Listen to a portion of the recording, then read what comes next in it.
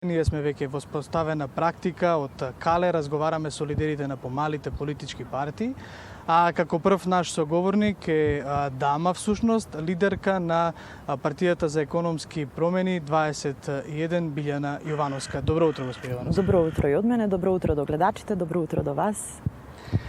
Она што го правиме одовдер во овие топли услови, секако разговараме за идеите на помалите партии кои што се дел од поголемите коалиции за наредните избори.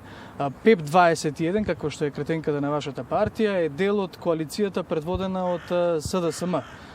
Што е она што ПЕП 21 ја привлече до можеби политиките или идеологиите кои што СДСМ ги застапува на овие избори? Така, партија за економски промени 21 се регистрираше во 2013 година. Веќе од 2015 година е во коалиција предводена од Социјалдемократскиот сојуз.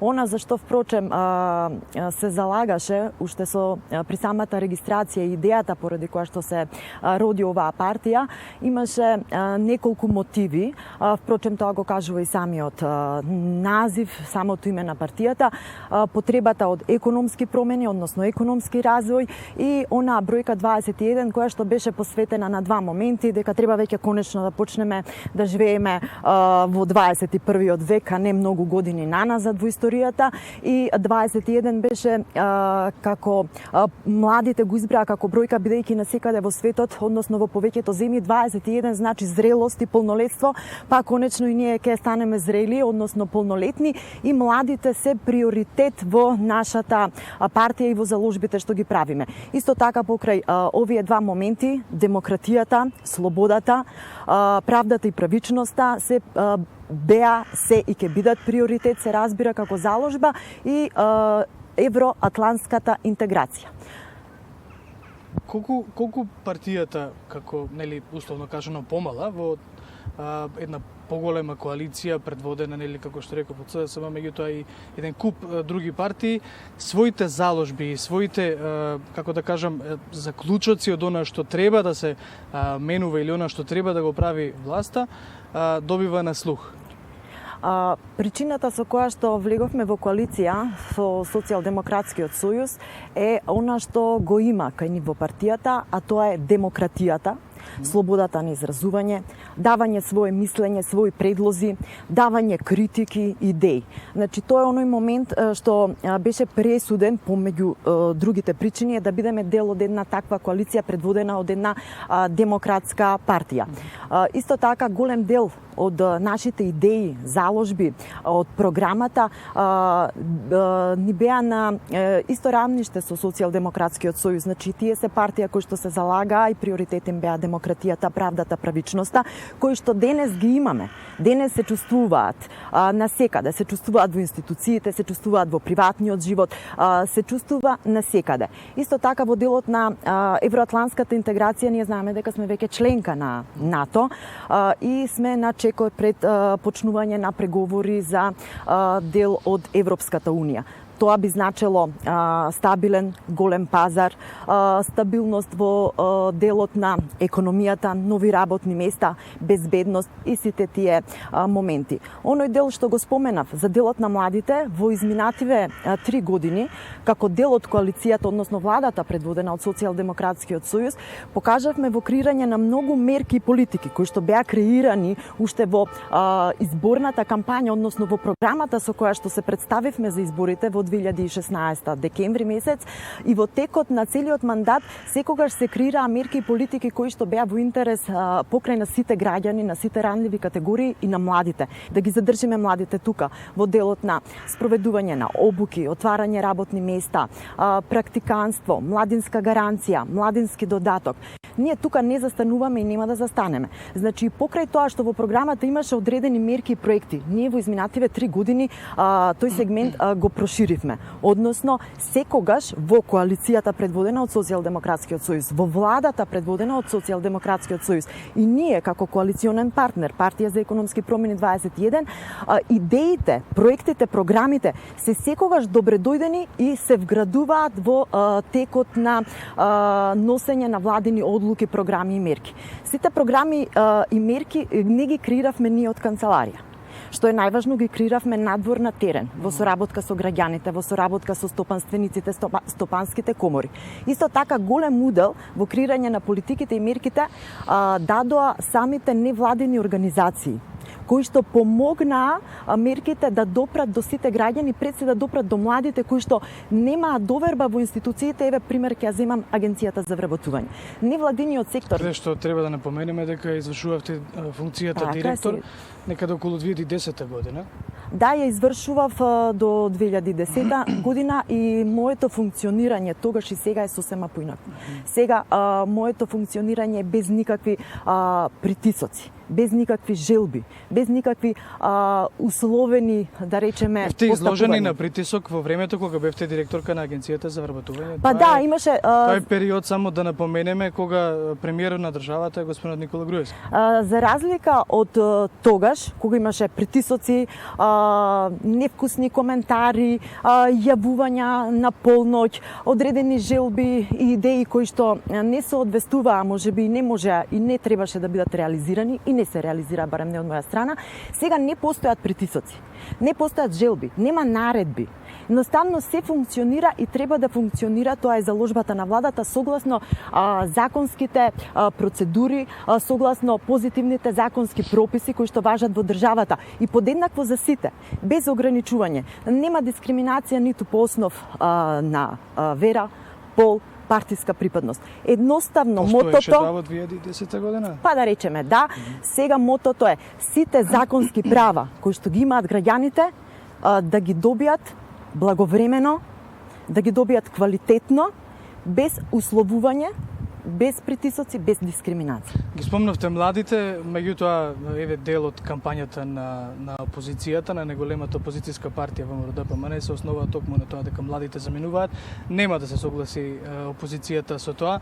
Меѓутоа прашањето би било ако направите споредба, но веќе и тоа го направи. Се направите споредба своевидна од времето кога би извршувавте функцијата директор на Агенцијата за вработување во времето на управувањето со државата на ВМРО ДПМН и сега со СДСМ. Меѓутоа, како партија за економски промени, веројатно дека наредниот период не очекува една потешка економска година или потежок економски раст со оглед на државата дека беше на локдаун поради коронавирусот.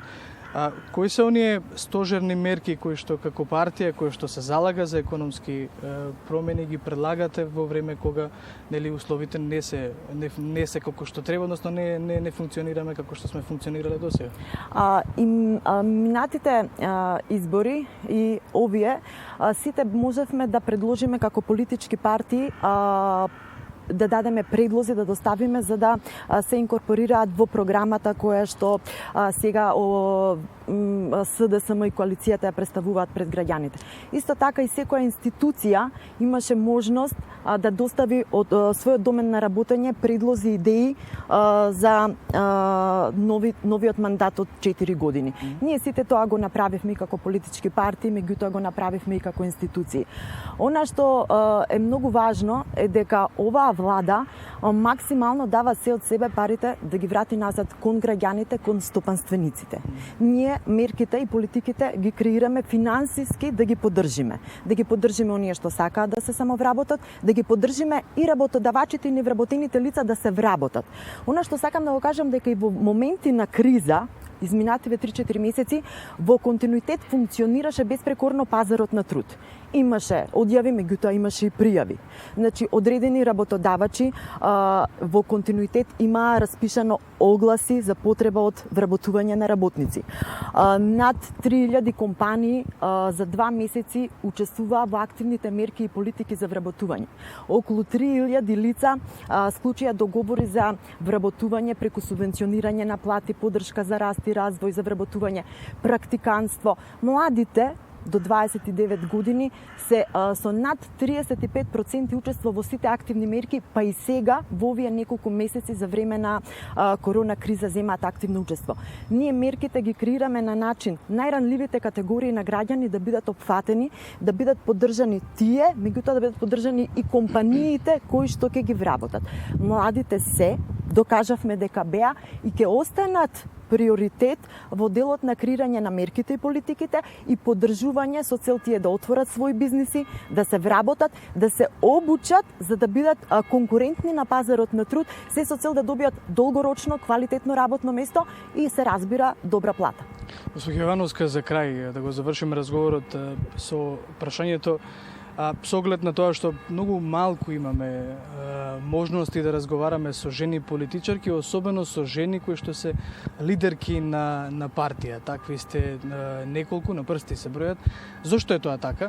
Дали е системот оној кој што не им дозволува на жените можеби да бидат лидерки во партиите, или пак сметате дека можеби заинтересираноста кај машката популација е повисока за политика, не знам.